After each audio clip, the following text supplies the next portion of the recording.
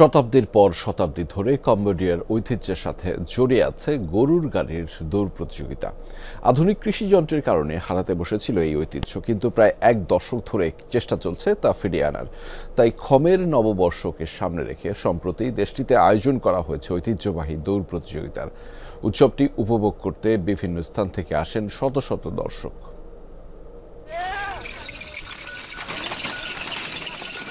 কাঁচা রাস্তায় ধুলোর ঝড় তুলে ছুটেছে গরুর গাড়ি। প্রতিযোগিতা একে অপরকে পেছনে ফেলার। পেছনে বসে আছে গরুর মালিক, আর এই মনোমুগ্ধকর আয়োজন উপভোগে ভিড় জমিয়েছে শত শত মানুষ।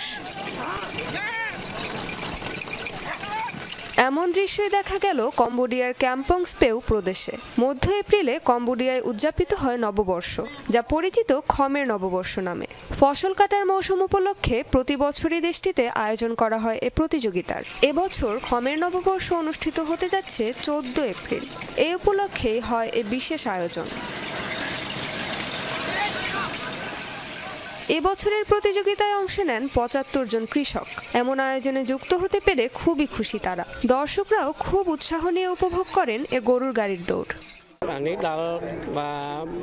আমি এই দৌড়ে প্রতি বছর অংশ নিই। এর মাধ্যমে আমরা সবাই একত্রিত হতে পারি, আর খমের সংস্কৃতিকে বাঁচিয়ে রাখার অন্যতম সুযোগ এটি।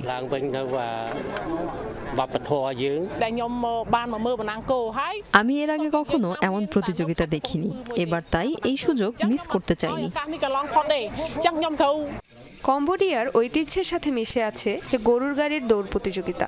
আধুনিক ট্র্যাক্টর ও কৃষিযন্ত্রের কারণে গ্রামাঞ্চলে গরুর ব্যবহার কমে যাওয়ায় শতাব্দী প্রাচীন এই সংস্কৃতিটি ছিল বিলুপ্তির পথে। তবে সরকারি কর্মকর্তা ও কৃষকদের যৌথ প্রচেষ্টায় এটি পুনরায় চালু করা হয়। ঐতিহ্য পুনরুজ্জীবনের পর এটি ছিল ১১তম আসর।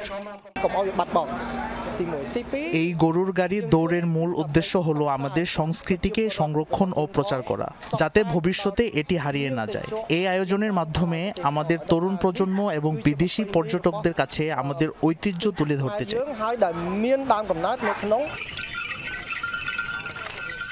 বিজয়ীর হাতে তুলে দেওয়া হয় একটি নতুন গরুর গাড়ি, ১২ লক্ষ কম্বোডিয়ান রিয়েল এবং একটি ট্রফি। রেজবানা সাইমা, যমুনা নিউজ।